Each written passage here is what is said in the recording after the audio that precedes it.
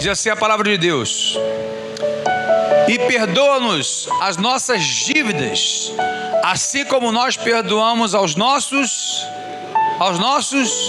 devedores. Perdoa como eu perdoo. Coisa linda, né, meu irmão? Oh, glória. Vamos orar? Senhor, nosso Deus e nosso Pai maravilhoso, graças, Senhor, nós te damos, ó Deus, nessa noite. É mais um momento de palavra, de oração, de louvores, tudo para a glória do teu nome. Deus, fica conosco. É chegado o momento do teu povo receber a palavra que o Senhor revelou no meu coração. E também quero orar por esse momento ofertório.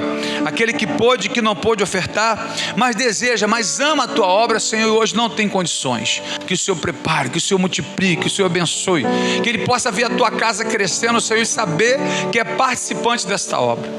Glorifica o teu nome, abençoa nossas vidas com a tua presença, com as bênçãos do Senhor. Em nome de Jesus, eu oro e agradeço ao Senhor. Amém, Jesus, amém. Amém, meus irmãos. Poder sentar, vai passando o envelope para o irmão do lado, passa o envelope para o irmão do lado. Isso, glória a Deus. Aleluia. Passou aí? Amém. Irmãos, Deus colocou a palavra no meu coração e eu lembro de Hebreus capítulo 2, acho que é Hebreus 2. O pastor Fábio falava bastante esse versículo. Ele disse assim: convém atentarmos com diligência a palavra que já ouvimos antes, para que em tempo algum não desviemos dela. Porque se a palavra permaneceu firme aos anjos, dirá o homem se não atentar por uma tão poderosa palavra de salvação. Olha, a palavra que já ouvimos antes. O apóstolo Paulo disse em Filipenses capítulo 3, ele disse: eu não me canso de escrever as mesmas coisas. Coisa tremenda, né? Porque nós já falamos aqui sobre o processo de repetição, né? Dizem alguns psicólogos, viu, de um pelo menos, afirmando que para você decorar, você tem que repetir pelo menos 17 vezes. Eu já vi naquele programa Bem-Estar, um neuro, achei muito interessante, e falando sobre como decorar, guardar as coisas. Ele disse: olha, a primeira coisa que você deve fazer é prestar muita atenção naquilo que está sendo explicado. A segunda coisa é você entender. A terceira é você guardar. E a quarta é você ficar trazendo a memória. Ficar trazendo a memória, você está sempre, guardando. Então, quando a gente decora alguns versículos, alguns textos, não foi simplesmente olhar, lemos e guardamos. Tem que ficar praticando, tem que ficar repetindo. Eu insisto em falar isso aqui porque está gravando, e eu cito sempre esse exemplo, dizendo que até numa empresa, se você está numa empresa que aquela música toca todo dia, você pode lutar para não aprender, você não gosta, você vai fazer de tudo para não decorar, não adianta. Por você ouvir todo dia, você vai aprender a letra toda. Não adianta. Eu lembro do Dr. William Douglas tirando em primeiro lugar como juiz federal. Na palestra dele eu achei muito interessante, que ele disse assim: vocês devem me achar muito inteligente, vocês me acham o máximo. Só que ele disse assim: mas eu cansei tanto de perder. Isso Augusto Cury fala nos seus livros também. Augusto Cury disse assim: você começa a vencer na vida quando você se cansa de perder. Não é vou perder até cansar e depois começa a vencer, não. É você dar um basta. É você entrar na disciplina. Ele disse: eu era um dos piores alunos da minha classe. Augusto Cury, hein? Mas quando eu coloquei disciplina de tal hora estudar, tal hora fazer, nunca mais parei, né? E olha que coisa interessante, a disciplina, ele disse que é melhor que a inteligência. A disciplina é melhor que a inteligência. Eu fiquei com essa palavra e aprendi muito com esses camaradas, né? Aprendi muito com eles, e esse processo de repetição, vai repetindo, você acaba aprendendo na insistência. Aquilo que você se dedica muito, repete muito, você fica bom, né? Basta você gostar daquilo. A gente não repete muito quando não gosta, mas se você procurar amar e fazer.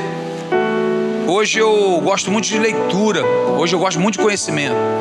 Todo mundo que é formado em alguma coisa ou traz curiosidade, eu gosto de informação, gosto de conversar. E eu lembro que na escola eu não gostava de ler, não gostava de estudar. Passava uma, era uma escola mesmo. Colava na maior cara de pau. Não era crente. Mas outras não, a maioria é porque eu ouvia, eu sou muito bom de ouvir e guardar. Impressionante. E ouvia e guardava, tudo, e chegar na prova eu tirava um 7, um 8, sem estudar muito. E essa é a minha fonte, né, de sabedoria, de entendimento. Tem pessoas que é escrevendo, tem pessoa que é vendo, tem pessoa que é falando. Então essas fontes de sabedoria aí, né, hoje mesmo a Renata estava lá, está se formando em pedagogia e matemática, está fazendo 2 faculdades. E acho que ela falou, desde que o senhor falou isso, eu tenho um problema eu tenho um déficit de atenção. Eu também tenho. Eu tenho dificuldade de prestar atenção. Por isso que mensagem eu repito algumas vezes, que eu estou te ouvindo, daqui a pouco eu estou pensando em outras coisas. Na oração também tem esse problema. Aí ela fala assim, mas eu lembro que o senhor falou que escrevendo também pode ser. Então eu peguei e comecei a escrever tudo. E é impressionante como eu lembro agora do que eu escrevi. Voltando ao William Douglas, ele tirou em primeiro lugar juiz federal. Ele disse que ele não guardava muito bem, tinha muita dificuldade, mas todo mundo zombava dele, que ele não passava, várias vezes reprovado e tal. E ele fez o quê? Ele leu todos os livros e gravou ele falando, né? Ele gravou em CD. E ele ia trabalhar, era 3, 4, 5 horas de trânsito. E ele falava que era o dia que ele mais gostava, porque ele falava assim, eu pegava meus CDs que eu tinha gravado lendo o livro todinho, botava ali e ficava ali ouvindo. Então ele falava, ele ouvia, ele via. Então todas as fontes, né? E aí ele falou que quando chegou o dia da prova ele riu. Ele falou, cara, não é possível que é só isso. Eu tenho dificuldade, né, de déficit de atenção. Sabe quando eu leio mais a Bíblia, quando eu ouço mais? Dirigindo. Ou eu vou para longe. Eu gosto de viajar, quem vai comigo ou é crente ou desvia ou não entra. Porque eu vou daqui lá ouvindo Bíblia. Eu gosto muito de Bíblia. Então 3 horas de viagem lá para a região, uma coisa linda, 3 horas de palavra, ó. Boto ali, né, e fico ouvindo. Rapaz, parece que estou no céu, né? Eu tenho essa graça. Mas vamos voltar aqui à mensagem. Falar sobre perdão. Essa mensagem ela veio muito ao meu coração porque aconteceu um problema esses dias comigo e nitidamente vi, né, ali o manifestar da graça. Na terça-feira nós começamos um trabalho de evangelismo. Terça-feira está a consagração aqui, estou evangelismo lá em Caxias. Meu primeiro dia de evangelismo, peguei o violão e eu deixei a janela do vidro aberto, do carona, né, para variar. Meu celular ficou lá dentro. Eu saí 11 horas, né, da casa da irmã.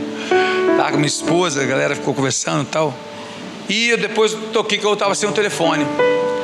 E aí eu procurei, eu lembrei que eu tinha deixado o telefone no carro, porque eu tinha ligado dentro do carro. Falei, estava no carro. E aí os meninos lá puxaram na câmera e de 8 às 11 viram 2 pessoas. Um era da nossa igreja, um irmão, o senhor, diácono da nossa igreja, e o vizinho, o tal vizinho. E esse vizinho é novo lá e temperamento mais ou menos, né? Um fala bem, outro fala mal, tal. E na câmera os 2 iam no meu carro. E aí eu chamei o obreiro, o diácono, né? Ele disse, não, eu fui olhar o carro do senhor porque estava aberto, então eu fui ligar para o senhor. E aí eu entrei no carro, queria fechar, mas o vidro elétrico estava desligado, não consegui. E aí eu liguei para o senhor, tocou, mas eu estava ligando lá de dentro da minha casa. E aí não atendeu. Aí no vídeo esse outro rapaz também vai no carro. Então um dos 2, né, pegou o telefone. E aí quando mostrou na câmera os 2 lá, né, não mostrava o rosto dele, mas um pegando e tal. E aí ele falou assim, aí fomos até ele e agora, né, fomos até os 2 e os 2 negaram. Os 2 negaram, não pegou. E agora como é que fica? E aí bairro você já viu, né? Quase uma comunidade. Todo mundo já fica sabendo, filho, antes de você. Tem uns espiões lá já, né? Antes de você, quando você chega, já tem uma turma já. já na arquibancada. E aí não foi, pegou, e aí tem um que é metido a bandido, outro é policial, outro todo mundo quer se meter, e pegar, e fazer, não, o que tá doido, tá maluco? Não, pelo amor de Deus. Agora eu tenho que ceder pelo camarada, eu tenho que interceder por ele. Não, ninguém vai se meter, não vai fazer nada. Aí minha família, não, ninguém, deixa que eu vou resolver. E eu tive que faltar 2 dias de trabalho para ficar na casa do camarada, com medo, né, de a área, né? Conhece todo mundo, e aí aquela coisa, pegou o telefone do pastor. E aí até gente que você não conhece se sensibiliza. Não, e quem é o cara? Não, eu tenho que ir lá interceder pro cara, tenho que ficar com ele, tenho que lutar. E aí, né, a grande causa. Ele disse assim: pastor, não fui eu, não fui ele. Acontece o seguinte, eu falei assim, eu vou levar a causa para a polícia, para a delegacia. Delegacia aí vão resolver. E aí deixa isso para lá, eu deixo lá, e aí resolve, né? Vai chamar, tal. E aí ele falou assim: olha, só tem um problema. Estou separado, sou afastado, estou morando sozinho, só tenho um colchão na minha casa, uma geladeira. Estou recomeçando minha vida. Aí ele mostrou a carteira, eu tirei minha carteira de segurança agora. Estou fazendo uma segurança, estou trabalhando de Uber, e é o único trabalho que me dá uma renda para eu pagar, para eu me levantar. Se eu tiver uma passagem pela polícia, eles vão prender minha carteira. E aí, acabou de vez. Eu já não sei nem o que eu vou fazer mais da minha vida. Olha que situação. E aí, você começa a lembrar da graça, o favor imerecido. Porque o perdão, nós podemos ser de pessoa para pessoa, sem problema. Até o ímpio perdoa. Eu notei algumas coisas aqui sobre perdão, achei interessante, olha. Primeiro, falando de Cristo, em Mateus capítulo 6:12, a oração é essa: perdoa nossas dívidas, o que eu devo, porque não é só ligado a dinheiro, pensa logo em dinheiro, né? Dívida, pensa logo em dinheiro. Perdoa nossas dívidas, assim como nós perdoamos os nossos devedores. Então eu quero que o Senhor me perdoe da forma que eu perdoar. Como eu fizer com qualquer pessoa, eu quero que o Senhor faça comigo. É fizer mesmo, é fazer? Pode ser eu fizer? Pode ser, Léo. É o meu professor de letra. O que eu fizer pelas pessoas, eu quero que o Senhor faça comigo. Olha a oração que eu estou fazendo. Então eu vou ser medido da forma que eu vou medir as pessoas, da forma que eu meço, né, como falo. Então, como eu medir, é como eu vou ser medido. É da forma que eu perdoo que eu vou ser perdoado. Essa é a oração de Cristo. Aí pelo dicionário diz assim: o que é perdão?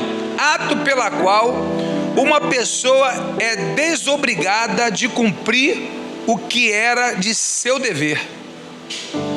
Quando uma pessoa é perdoada, e aí pode até falar de repente de uma área criminal, né? Por exemplo, houve um mal contra a sua vida, você pode, ou no meu caso, pode levar para a delegacia, mas ela fica descumprida a fazer aquilo. Beleza.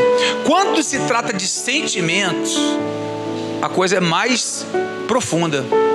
É muito mais profunda, porque agora você vai se deparar com a palavra.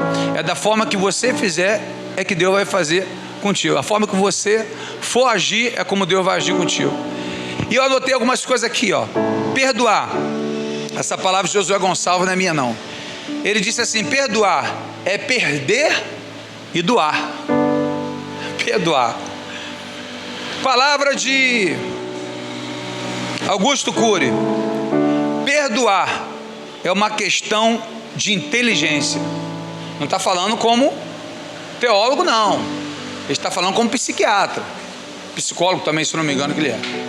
Ele está falando da área emocional. Ele trata muitas emoções nos seus livros, nas suas palestras. Ele fala: perdoar é uma questão de inteligência. Porque a pessoa que não perdoa, ela vai criando raiz de amargura, ela vai criando ódio, ela vai criando vingança, e isso traz um mal-estar terrível à vida da pessoa. E ele nem está falando como teólogo, está falando como psicólogo. Isso vai trazendo mal-estar, porque olha só, como crente, como é que você ora odiando? Como é que você ora sem perdoar? Nós vamos falar aqui sobre uma facilidade de perdoar também que Deus fez comigo, uma causa comigo. Mas como é que você vai fazer com tudo isso? E ele diz assim: o que mais é afetado é a pessoa que não perdoa. não é o que causou o mal. Olha que coisa interessante, perdoar é se libertar. Tem pessoas que estão sendo escravas por falta de perdão. E deixa eu falar uma coisa aqui, não adianta oração não. Não adianta oração não. Você pode orar para Deus te dar força para você fazer. Ora ao Senhor para você fazer. Se você não fizer, Deus não vai fazer o que você tem que fazer. Isso quem tem que fazer é você. Igual amar. Amar é uma decisão sua. Por isso que amar a Deus acima de todas as coisas é amar o próximo como a ti mesmo. Quem decide amar é você. É o sentimento que você decreta, se você vai amar ou não. Quando pessoas falam assim com você, não, a Bíblia diz que o amor não acaba. Mas por que então eu não sinto mais amor por essa pessoa? Na realidade, o amor não acaba. Você deixa de lutar por esse amor. Você não quer mais lutar por ele. Você desiste de lutar. Mas se você lutar, ele volta. É por isso que nesse livro, O Casamento Bem-Sucedido, que eu escrevi, vários casamentos foram restituídos, de 9 anos separados, 12 anos separados, 6 meses separados. Muitos desses, primeiro foi pela oração e pelo jejum. Tem que ter um pelo menos que quer voltar. Se os dois desistiram, eu já não me medo, porque não andarão dois juntos se não houver acordo. Se tem acordo, eu já não me meto mais. Mas se tiver um que tem esperança, vou lutar com aquele ali. E aí primeira coisa, a gente vai entrar no campo espiritual, porque Deus se aborrece do divórcio. Então nós vamos orar a Deus para Deus cuidar do campo espiritual. Mas depois vai entrar o campo psicológico, campo emocional, família, amizade. A gente vai ter que procurar saber onde aconteceu, como foi. E aí você vai, metida psicólogo, você vai ouvindo tudo para você achar o ato falho. O problema está aqui. A gente vai tratar esse problema aqui. Quando eu tratar esse problema aqui, as demais coisas vão se analisando automaticamente. É uma peça no quebra-cabeça que não monta de jeito nenhum, né? Você tem uma bicicleta toda montadona, só que ela não tem a corrente. É uma peça só, mas não anda. Você pedala, ela não sai do lugar. É um carro do ano, mas não tem gasolina. É uma parte só que acaba com tudo. Então vamos tratar esse problema aí. Então olha só, quando uma pessoa ela não consegue perdoar, quando Augusto fala ali, o maior prejudicado é ela mesma. Então vai criando raiz de amargura, vai criando ódio, vai criando um sentimento ao contrário, e a pessoa vai adoecendo. E ele vai falando no campo psicológico, vai falando no campo emocional, e aí você vai tratando. Perdoar é ganhar muito mais do que perder.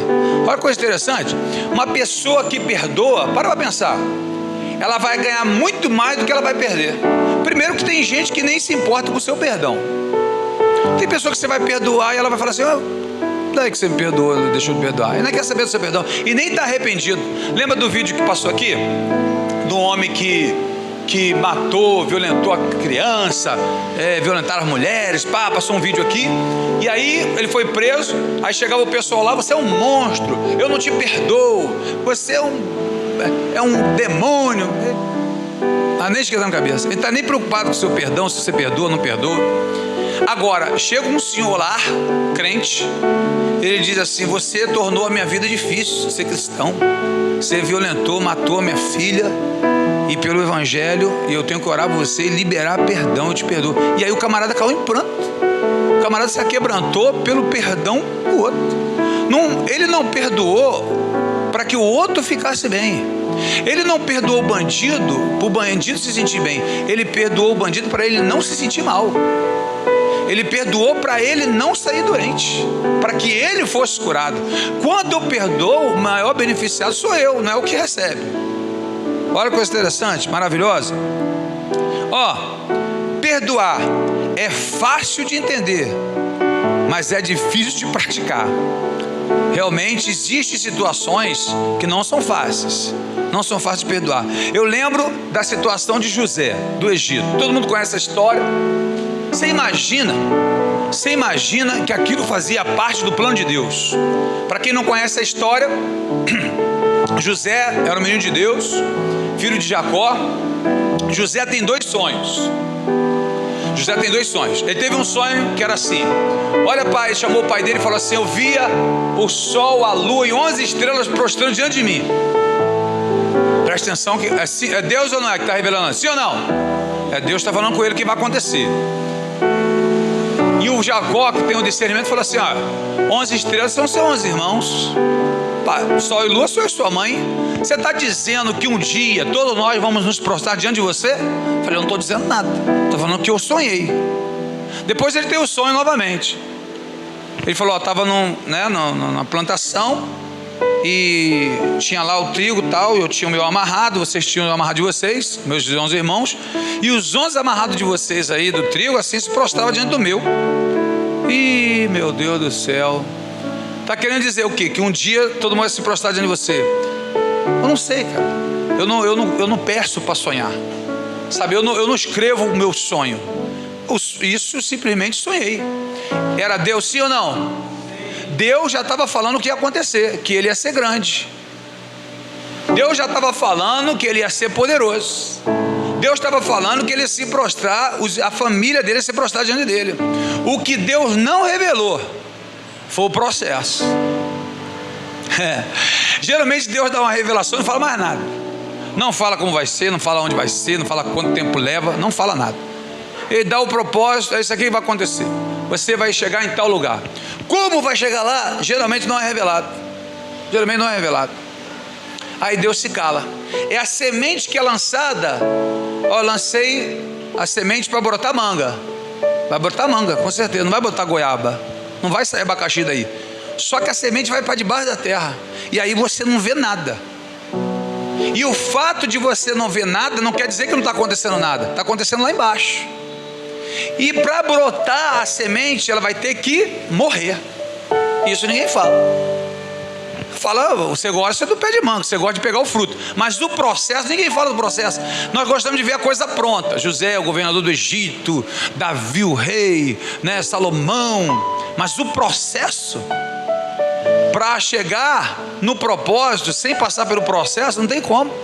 E o processo não é revelado. E aí Deus falou com José: você vai ser grande, você vai ser poderoso, todo mundo vai se prostrar diante de você, beleza? Esse era o discernimento do sonho.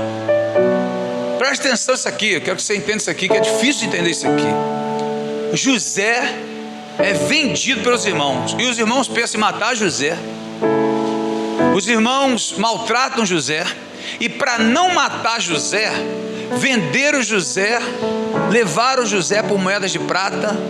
Camarada, pensa num cara que sofreu. O camarada à base de chicotada. Gente, tem noção que aquelas chicotadas, presta atenção aqui. Você tem noção que aquelas chicotadas que José recebia fazia parte do plano de Deus, irmão? Tu tem noção que a calúnia que fizeram com José, a venda de José, fazia parte do plano de Deus, irmão? Tu não tem noção, não? Aí ele é vendido e ele vai para a casa de Potifar, um oficial de Faraó. Camarada, para de tomar chicotada, para de apanhar, é vendido, tá beleza, glória a Deus. Mas o cara é tão bom, bonito, inteligente, que a mulher do Potifar, mulher não valia nada, bota o olho no garoto, quer ter caso com ele. Ele: meu Deus do céu, pelo amor de Deus, minha senhora, não faz isso comigo não. E a mulher quer ter caso, ele não quer, ele foge. A mulher inventa uma calúnia, que ele que quis violentar ela. Ele que quis me violentar. Era um escravo contra a mulher do príncipe, de um braço direito de Faraó. Irmão, fazia parte do plano de Deus o camarada ir para o presídio. Tem noção, irmão? José foi para o presídio. O José foi ser preso. E preste atenção aqui, levaram-se anos. Só para te lembrar, tem culto lá no presídio? Não tem culto. Fala de Deus lá no presídio? Não fala de Deus no presídio. Tem pelo menos algum israelita aqui para a gente bater um papo, a gente bater a mesa? Não tem. Não tem nada, não tem culto, não tem Bíblia, não tem parente, não tem nada. Meu querido, está perdido, meu filho. Tu não tem mãe, tu não tem pai, tu não tem marido, tu não tem filho. Tu só tem direito a trabalhar, tomar chicotada, e ainda sai da casa de Potifar como o camarada que vai violentar. Você sabe que o presídio faz, né? Com gente que violenta, que sai com criança, que é estuprador. Você sabe o que acontece, sabe? O camarada fazia parte do plano. E Deus guardando José nunca fizeram maldade com José, mas o bicho tomava chicotada, que era uma beleza. Gente, tomar chicotada faz parte do plano de Deus. Está dentro de um presídio, faz parte do plano de Deus. Essa luta, desemprego, doença, perseguição, problema. Rapaz, sabe o que eu falo sempre para os irmãos? Chegou um irmão esses dias aqui na loja, né? Aí já chegou, né? Olha, sou crente, sou isso, sou aquilo, não sou ladrão, tal, quero contar minha necessidade e tal, e eu estou precisando mas Deus, Ele sempre disse que nós seremos cabeça, não seremos cauda, não vamos, né? A necessidade Deus cuida. Eu falei assim, é mesmo?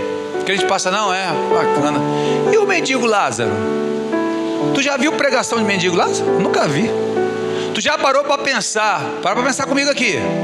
Jesus que falou, tá? Quando Jesus fala, não precisa nem de interpretação. É aquilo ali, pronto, acabou. Não precisa estudar em tal lugar, em tal outro que ele quis dizer. Não é aquilo ali. Já a exegese, como eles falam, a ciência da interpretação, no próprio texto. Jesus pegou duas pessoas e falou assim, ó, tinha um homem milionário, um rico, e tinha um morador de rua. O mendigo Lázaro, cheio de doenças, de lepra. Os dois morreram. Lázaro foi para o céu e o rico foi para o inferno. Ô irmão, para pensar aqui. Jesus está me dizendo que o morador de rua é um homem de Deus, cheio de Deus, irmão. É isso que Jesus está falando? Lázaro é um morador de rua. Lázaro era um mendigo. Eu vou falar para tua surpresa. Eu passei a ofertar essas pessoas de rua, quando eu vejo trabalhando, né, que está com o filho, que está com a mulher, que eu vejo que é família. Assim, um sozinho, às vezes penso que é cracudo, tal. Mas eu gosto de ofertar assim. Por quê? Porque teve um dia que as pessoas pedem, a gente fica sempre com aquele trauma assim, vai dar dinheiro, será que é, né, para crack e tu tá colaborando? É sempre esse papo da gente para não dar, né? Tá certo, tá beleza. Mas por que a gente se cobra tanto? Porque você não tem costume de ofertar. Você só oferta quando pede. É difícil se você tem essa graça, vamos dizer, de ver necessitados e ofertar. Maravilha, Deus abençoe. Eu aprendi com Deus também. Mas geralmente a gente só oferta para quem pede, e quem pede geralmente não é sincero, é o cracudo, é o cara que quer dar droga. Geralmente uma pessoa honesta, de família, ela não gosta de pedir, ela cata latinha, ela faz tudo, mas ela não pede. Então pega essa visão aí. Aí vem eu, o ignorante, de manhã, atrasado, tal, meu Deus, você tem que chegar aqui na loja. Há um camarada com um negócio de lixo, meu irmão, daqui até aqui, ó. O meu carro não passava do lado da rua. Pensa no camarada andando devagarinho, eu querendo passar, a rua tá lá embaixo ainda, meu Deus do céu, eu subi a calçada, não dava, e aí devagarinho, meu Deus, buzinando. Aí quando chegou lá na curva, finalmente, levou uns 10 minutos, aí eu passei assim, meu Deus do céu, quem é?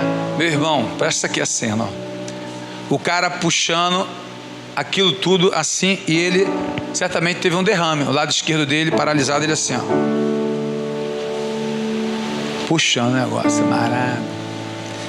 Aí eu olhei aquela cena e falei, puxa vida, meu irmão, né? A gente pensa muito na gente, lembra de perder e doar? Puxa vida, camarada, tá tudo certo, puxa, varão, pá, você ali. Aí eu comecei a refletir, pensar, falei, poxa, a gente não oferta, né, não ajuda, critica, e quando pede a gente não quer dar porque é cracudo, mas o que a família realmente não pede. Aí eu falei, aquele rapaz, poxa, tal. E aí eu comecei a refletir nisso, comecei a pensar sobre a oferta. O camarada chegou ali, quando eu falei do morador de rua, ninguém para pensar, mas a gente é muito bom de falar que a gente vê Deus na vida de uma pessoa não pelo que ela tem, mas pelo que ela é. Daquele dia em diante eu comecei a ofertar para essas pessoas. Tu acredita? 99% dessas pessoas, 99% dessas pessoas, quando eu ia ofertar, ela ajoelhava e falava assim, louvado seja Deus, louvado seja o nome do Senhor, porque hoje eu saí com a minha família, a gente tem catalado, e a gente não sabe o que vai comer. E eu falando, Senhor, dá um dia abençoado para a gente possa pegar nosso reciclado, porque para catar isso, tá, pegar o dinheiro, porque eu não tenho coragem de pedir. A gente trabalha, mas se tem uma pessoa que não é vista, pastor, falei que era pastor, né? Não é vista, somos nós. As pessoas não param para conversar com o caratador de lado. Você não para conversar. Você não para saber a situação dele. Você não precisa perguntar. Você está vendo a situação dele. Você não oferta. Você oferta se pedir. E quando vai pedir, você tem dúvida se é de Deus ou não é. Se ele vai fazer o que com aquele dinheiro, sei o que lá. A oferta tem que ser voluntária. Tem que visar. Olha que coisa interessante. E a gente vai aprendendo com Deus sobre o perder e sobre o doar. Vou fazer uma outra parte aqui. É fácil entender, né? Como eu falei, difícil de praticar. Quando perdoamos ou não queremos perdão, cria-se ódio, vingança, amargura, aquilo que eu falei para os irmãos. Aí, uma cena que eu achei muito interessante: alcançar o perdão. Quando eu tive um problema com um pastor, muito amigo, bacana, você foi amigo dele. E esse pastor, poxa, ele aprontou comigo e eu fiquei com aquilo realmente no coração. Sabia, a gente sabe que eu tenho que fazer, que eu tenho que lutar, que eu tenho que orar. E eu creio que Deus permitiu acontecer comigo justamente para que servisse de exemplo. A gente começa a entender por que José passou tudo aquilo. José, presta atenção, ele não entendeu o processo, mas quando chegou no propósito ele entendeu. A palavra de José foi essa aqui. Quando ele se tornou governador, ele quis fazer um teste com os irmãos, se os irmãos estavam realmente arrependidos. A maioria dos crentes conhece a história. José e Benjamim eram filhos de Raquel? É isso? De Raquel? Que era a mulher que Jacó mais amava. Então era Benjamim e José. Como eles fizeram aquilo com José, José pensou assim: esses camaradas, eu não sei se eles estão arrependidos. Eu não sei, eu tenho que tratar esses caras. E eu vou ter que colocar eles à prova. Eu preciso que você entenda isso aqui. Preciso que você entenda isso aqui. Quando nós entramos em algumas provações, Deus nos dando a oportunidade de sermos provados e falarmos e provarmos que aquilo que nós falamos para Deus é verdade. Todo mundo fala aqui que para desviar prefere a morte, jamais, tal. Isso aí de boca todo mundo fala. Mas é na hora da prova, é na hora da dificuldade que nós vamos mostrar realmente quem nós somos. José percebe os 11 irmãos, os irmãos não conhecem ele, tem muitos anos que se passaram, cheio de maquiagem também, o povo do Egito não reconhecia José, jamais imaginar que ele seria o governador do Egito. O que ele faz? Fala: eu vou prender meu irmão, que é aquele que meu pai mais gosta também, e vou ver se esses camaradas estão arrependidos mesmo. E aí nós conhecemos a história. José bota, né, uma coisa preciosa lá para os caras levarem e tal, e depois fala que eles roubaram. E aí ele fala assim: eu quero o Benjamim, eu quero esse menino mais novo aqui, ele vai ficar comigo, vai ficar preso, só para ver a reação deles. Eles falaram assim: ó, se ele ficar preso, ou sai todo mundo daqui, ou todo mundo fica preso aqui, porque nós não vamos cometer o mesmo erro que nós cometemos com nosso irmão, nosso pai no passado. Aí José viu o arrependimento deles, e aí se revela, né? Eu sou José, aquele que vocês venderam para o Egito, aquele que vocês traíram, que eles maltrataram. Os caras já pensaram logo o seguinte: meu irmão, o natural é o quê? Natural é pagar na mesma moeda. Esse é o nosso natural, esse é o nosso carnal. Quando eu perdoei o menino que roubou meu celular, só pela graça. O natural você não perdoa. Não é preso, que se vire, que se dane, que venha com a polícia. Só que acabar com a vida dele. E eu vi que não era um bandido. Foi uma situação que viu uma coisa fácil e pegou. Eu sei que estava arrependido, só que não dava mais. E meu telefone sumiu. Como sumiu, ficaram negando, eu ia levar para frente e ia prejudicar talvez os dois. Perder e doar. Olha o que é graça. Além de não ser culpado, morre e ainda paga. É como se o camarada me rouba, não denuncio para prejudicar, vejo a necessidade dele e ainda ajudo. Diga graça, diga graça, isso é graça. E aí, eu falei para alguns que me acusavam, né? Eu falei, se eu não mostrar diferença nenhuma, uma coisa é quando não há arrependimento, uma coisa é que quando quer fazer, tem que se fazer justiça. Tá, beleza, eu entendo isso. Mas Deus vai fazer comigo da forma que eu faço com os outros. E aí eu não tenho nem certeza. E essa situação está complicada, e vai envolver polícia, vai envolver bandido. Se houver uma morte aí, então, aí piorou tudo. Então eu prefiro perder, eu prefiro doar. E aí, José perdoa aqueles irmãos, mas olha a palavra de José, olha o discernimento. Vocês tentaram mal contra mim, mas o Senhor tornou em bem, como se vê no dia de hoje. E aí os irmãos falaram assim: agora, o que vai fazer com a gente? Olha a palavra de José: se vocês não tivessem me vendido para o Egito, eu jamais seria o governador do Egito. Cara, o camarada entendeu que tudo aquilo fazia parte do plano. Tu tem noção? Que tudo que nós passamos, quando Deus está na direção, tudo faz parte do plano. José, já reparou como provação nos aperfeiçoa? Tu já parou para pensar como as lutas nos aperfeiçoam? Sabe como que você seria uma pessoa muito melhor? Sabe como é que você seria? Uma pessoa muito melhor? Se Deus falasse para você assim, ó, você só tem mais um ano de vida. 2023, abril. 2024, em abril você está morto. Você ia chorar agora, ia ficar triste e tal. Mas, meu irmão, tu nem ia perder tempo. Briga, tu nem se mete. Esquentar a cabeça. Estresse, ansiedade, depressão, não, querido. Meu tempo é valioso. Aí eu vi essa semana uma coisa muito interessante de uma senhora.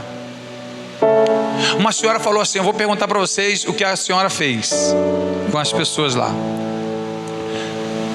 Se você amanhecesse e recebesse uma notícia que tem 1 milhão na sua conta, que você ganhou, foi depositado, é honesto, fique tranquilo, Receita Federal já está sabendo, mas parente seu depositou 1 milhão na sua conta. Quem acordaria feliz? Diga amém, Jesus.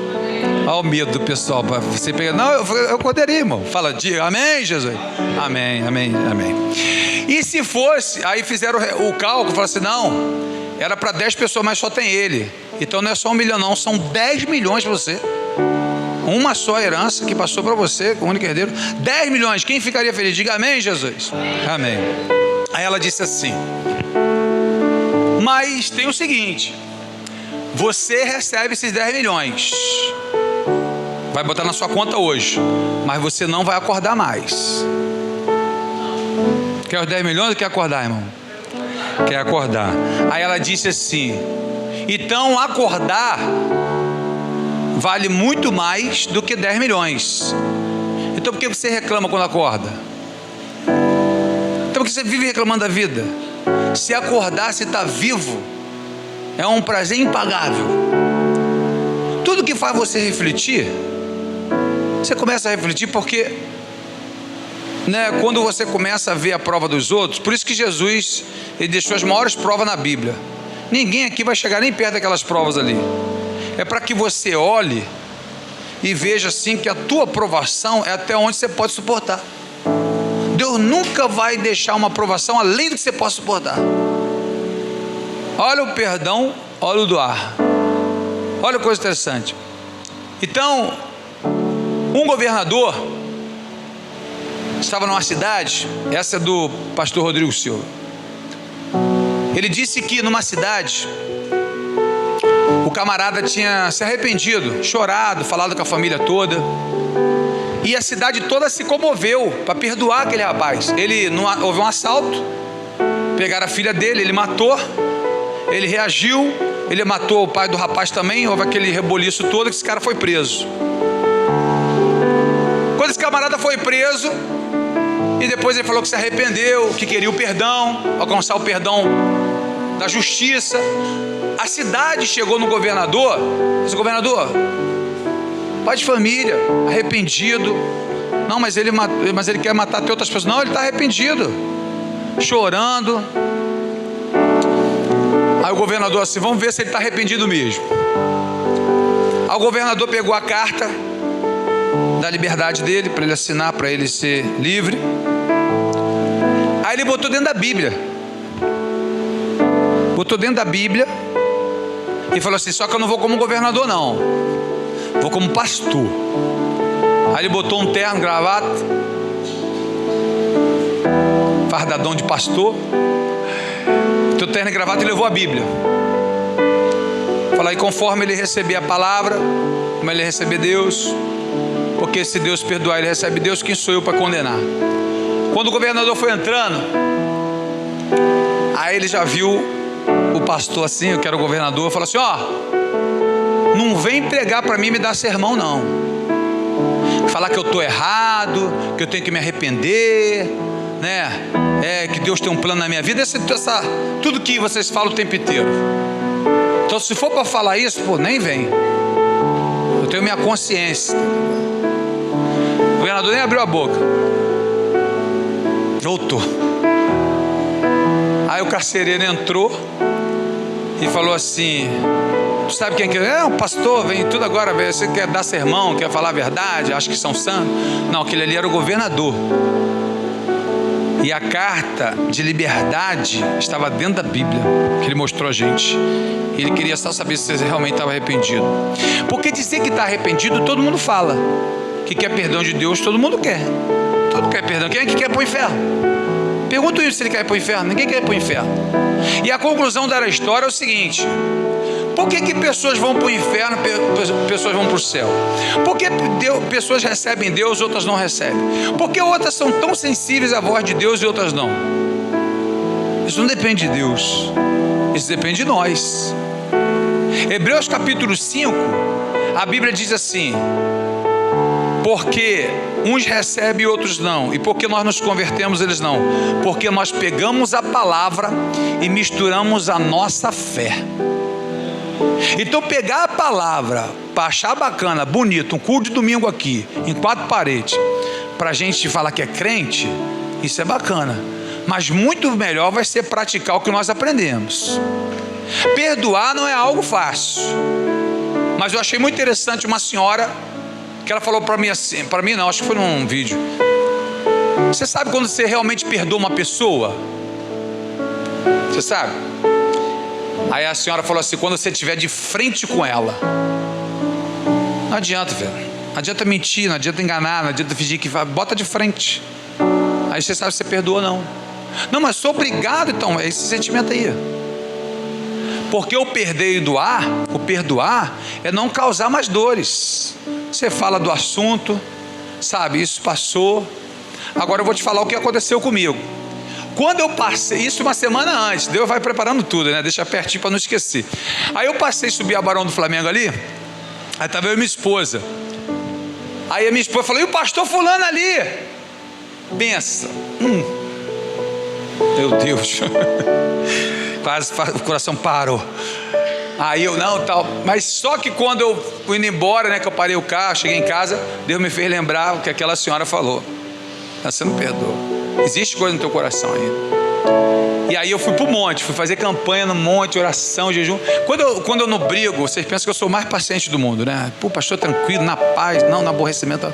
Não, eu não quero entrar em problema, que depois eu sei que é uma droga para tirar. Então eu já, não, pelo amor de Deus, peraí. Não briga não. Porque depois eu sei que eu vou ter problema, vai ser difícil para mim. Então eu já evito tudo, tento não deixar o problema. Aí eu fui pro monte orar. E eu não conseguia achar, como é que tira isso? Como é que isso tira do coração? Como é que fala de uma pessoa que foi violentada? Como é que fala para uma pessoa que perdeu o filho? O cara que assassinou? O tio que molestava? Você foi violentado quando criança, outro maltratava, outro roubava. Como é que perdoa um negócio desse? Como é que faz, pastor? E foi interessante, porque quando eu estava no monte, foi uma revelação para mim, que talvez seja para você. Mas Deus me levou, carta de Paulo aos Efésios. O que Paulo disse? A luta não é contra carne e sangue. Você não pode ter ódio, diferença com pessoas. A luta não é contra a carne e contra sangue, mas é contra principados, potestades, príncipes e hortes. Cara, principados são demônios. Vou botar um quartel aqui para você entender melhor. Principados é aquela galera mais brava, de briga, de guerra, que malha. Esses são os principados. É uma turma. O príncipe é o capitão dos principados. É o camarada que comanda aquela turma ali da guerra. Isso é um principado. Hortes são tropas. Quem serviu aqui quartel sabe. 1º batalhão, 2º batalhão, formado por 100 homens. Daí o nome centurião. É um homem que cuida de 100 homens. O centurião. E aí é o batalhão de infantaria. 1º batalhão, 2º batalhão, 3º batalhão, 4º batalhão. Tudo organizado. O inferno é super organizado. E potestade, legiões, demônio que é para tudo que é lado. É como se fosse marinha, exército, aeronáutico, comando anfíbio, polícia militar, segurança civil. Os caras são bravos. Se não tiver guardado pelo Senhor, está perdido. Satanás bota qualquer um no bolso, mole. Ó, potestade, tropa tal. E como Deus falou no meu coração? Foi fácil para eu perdoar, porque eu atribuí tudo a um trabalho do diabo. Isso foi preparação de Satanás. Aí ficou fácil para eu orar para aquele que me persegue. Ficou fácil de orar pelo inimigo. Ficou fácil de orar para aquele que me odeia. Qual é a minha oração? Senhor, que ele não dê mais lugar ao diabo, que Satanás não tenha mais acesso ao nosso meio, que ele se arrependa, que peça perdão, que ele seja um homem de Deus, que eu seja também. Ele errou, tem misericórdia dele. Eu errei, tem misericórdia de mim. Não quero que ele vá para o inferno. Eu quero que aqui mesmo na terra a gente se abrace, fala, rapaz, deixa para lá, a gente era jovem, fez um montão de besteira. Salva a vida dele, não deixa Satanás levar a vida dele para o inferno, não deixa isso acontecer. Aí você ora pelas pessoas fácil. Pastor, mas nem tudo é o diabo. Se o diabo não existisse, não existiria o mal. Tanto que no céu não vai existir o mal, não vai ter ódio, não vai ter raiva, não vai ter amargura, não vai ter briga, não vai ter nada. É o que a Bíblia diz em Apocalipse 21. Terceiro, né? Primeiro, você atribui ao diabo, né? Segundo, não seja advogado do diabo. Meu irmão, tudo de ruim é ele. Ele criou uma situação, ele usou pessoa, ele criou um clima, ele preparou alguém. A Bíblia diz, não dê lugar ao diabo. E o que o diabo, quando a Bíblia diz não dê lugar ao diabo, tampe as brechas, ele precisa de motivo. O diabo nunca vai entrar no seu casamento sem motivo. O diabo nunca vai entrar na sua família sem motivo. O diabo nunca vai entrar nesse altar sem motivo. O diabo nunca vai enganar o pastor sem motivo. Ele vai criar alguma situação. É o engodo, é a armadilha. É aquilo que, para que eu dê lugar para que ele entre. Ele não pode entrar na minha vida sem brecha, sem motivo. Eu preciso dar o motivo para ele entrar. Então é por isso que não dê lugar ao diabo. Vigiar, pensar antes de agir, pense na consequência. Tudo que você for fazer, eu falo isso para o meu filho direto. A gente estava vindo de carro, né, agora, né? Aí o camarada estava fechando já o outro tal. Aí, pode cuidado. Eu falei, Tiago, deixa ele passar. Tá vendo? Não, pois que eu abusar. Eu falei, o que eu ganho com isso? Pensa na consequência. Se deixa passar, não deixa passar, o que eu ganho com isso? Pensa, que vantagem eu tenho? Pensa no perdão. Se eu não perdoo, o que eu ganho com isso? O que você ganha em não perdoar? Tu só ganha ódio, só ganha amargura, só ganha tristeza. Você não ganha nada. Você só perde. Por isso que Augusto Cury diz que é uma questão de inteligência. Quando se perdoa, só tem a ganhar. Quando você atribui ao mal, você começa a ganhar. E aí o diabo começa a ser aniquilado. E aí, você que é crente, eu vou partir aqui para um final. A graça, diga a graça. A graça é maior que o perdão, maior que a misericórdia, maior que tudo. É a graça. A graça é o favor imerecido. E aí você é crente, tem que se manifestar a graça. Fazer o que a pessoa não merece. É justamente o que Cristo fez na cruz do Calvário por nós. Não tinha culpa de nada. A cruz não era para ele, era para mim e para você. Ele vem, morre no nosso lugar e nos abençoa. Diga graça. É como se nós estivéssemos no fundo do poço, preso no porão, condenado à prisão perpétua. Ele chegasse lá e falasse: eu quero ficar no lugar dele, eu quero que ele saia, eu quero que você ministre minha casa, ministre meu dinheiro, ministre minhas coisas, eu vou ficar no seu lugar para você sair.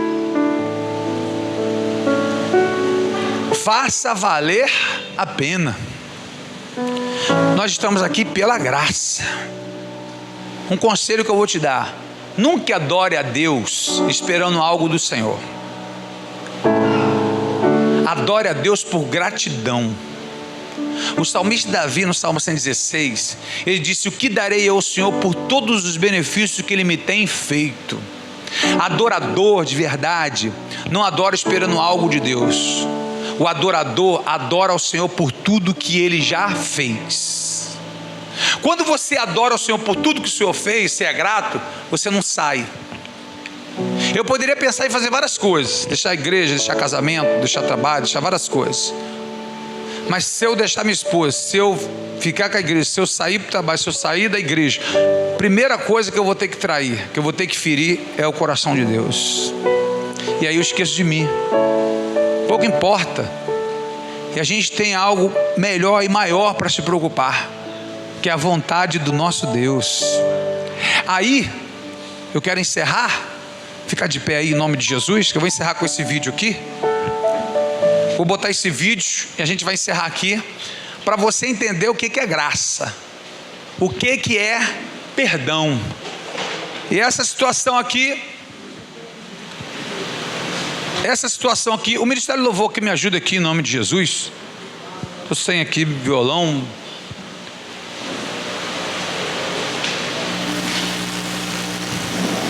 Essa situação aqui, se você não sabe,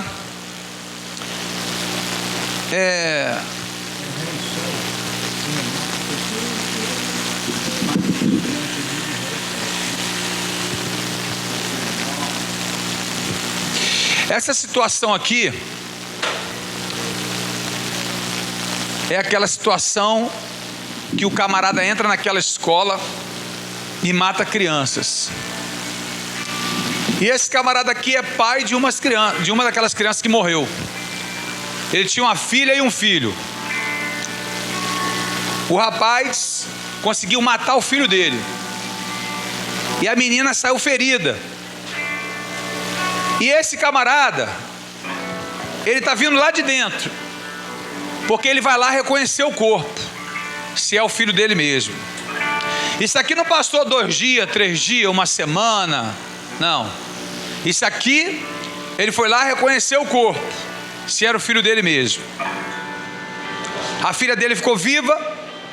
Quando ele olha para o filho, o menino está morto. E aí ele sai lá de dentro arrasado, e os repórteres já estão ali, ó. Param ele ali. Você pode dar uma palavra com a gente? Você pode me falar do teu sentimento? Eu posso. E ele disse isso aqui, ó. Solta ele, ó. Gente, assim, ó, tem pessoas que estão inconformadas com a situação normal.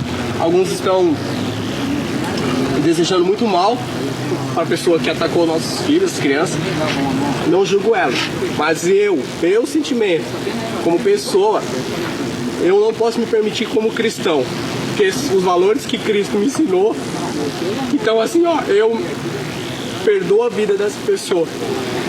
Eu não conheço, nunca nem vi, não sei quem é. Mas eu, como cristão, peço que Deus conforte meu coração para lidar com essa situação. E eu vou honrar a memória do meu filho todos os dias. E que Deus conforte o coração de todas as famílias. Eu posso falar qualquer coisa aqui, não vai amenizar a dor de ninguém. Mas eu, nos meus valores como cristão, como militar, eu vou lutar contra tudo, todas as minhas forças, para continuar no caminho do Senhor. E eu agradeço a Deus por todos os momentos que eu vivi com meu filho. Então, a partir de hoje, a memória dele vai ser honrada no meu coração. E que Deus conforte o coração de cada um que aqui dentro, aqui, todo mundo. Porque só quem já sentiu o drama na pele sabe. Então, assim, que Deus nos dê graça para continuar. Tu quer compartilhar com a gente uma boa lembrança do teu filho? Hoje ele chegou pela creche de manhã, imitando o coelhinho, e eu, o amiguinho dele, a gente veio pulando de coelhinho. E é isso, cara. fazer valer a pena todos os momentos. Fazer valer a pena cada momento. A gente tem costume de reclamar muito do que Deus não fez e que nós não temos, e nós agradecemos pouco do que temos. E aí nós queremos trazer a memória quando perde. Aí quando perde a gente lembra aquele momento alegre, aquele momento feliz, aquele momento bacana. E quando nós estamos vivos, nós ficamos perdendo tempo com bobagens. E aí nós vemos ali a ação da graça. Como é que você reage? Na mesma hora que o camarada foi lá e tirou a vida do seu filho, criança, inocente, indefesa, só a graça, só a bondade de Deus. Amém, igreja do Senhor? Senhor Deus, maravilhoso Deus e Pai soberano, nós queremos, ó Deus, te agradecer, Senhor, te glorificar, Senhor, nesta noite, e entendermos, ó Deus, que precisamos, Senhor, da glória, do perdão divino. Nós precisamos, Senhor, da manifestação da Tua graça. Nós precisamos da manifestação do Teu poder, para que o Teu nome seja glorificado. Nós, ó Deus, queremos levar a imagem, nós queremos levar o nome do Senhor, o sangue de Cristo, ó Deus, para que todos saibam que é verdadeiramente ser cristãos. Nós não queremos ser crentes somente na igreja, nós não queremos ser somente religiosos, nós queremos ser, Senhor, no nosso trabalho, nós queremos ser, Senhor, na nossa família, nós queremos ser na nossa escola, que as pessoas possam ver em nós uma esperança, que a pessoa, Senhor, não fique preocupada ou procurando saber o meu carro, conta bancária, mas que ela possa conhecer do Senhor, que ela possa aprender mais de Deus. Que o Teu nome, Senhor, Ele cresça, cresça, Senhor, na vida de cada um, ó Deus, nessa igreja hoje. Talvez pessoas aqui, Senhor, precisam liberar perdão, pessoas traumatizadas que não estão conseguindo ter essa comunhão com o Senhor, pessoas não estão conseguindo mais orar, pessoas não estão conseguindo mais fazer a obra direito, porque existe uma mágoa, existe uma raiz de amargura. Deus maravilhoso, que o Senhor possa arrancar nesta noite, que eles possam entender que era plano do demônio, mas que o Senhor entrou com vitória, que o Senhor entrou com peleja nesta noite, e o Teu nome será glorificado, Deus, Senhor.